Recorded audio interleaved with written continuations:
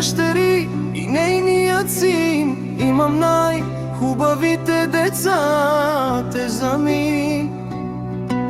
За всичко на света сърцето ми е пълно с любов, те са моят живот.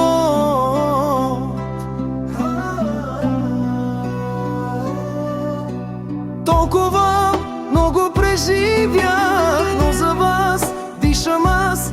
Никога няма да сте сами, вие сте силата ми. Мария, ти си моята звезда, стиля на Димитрина, завинаги в нашите сърца. И моят син Давид, който ми е любим, обичан и до края на света.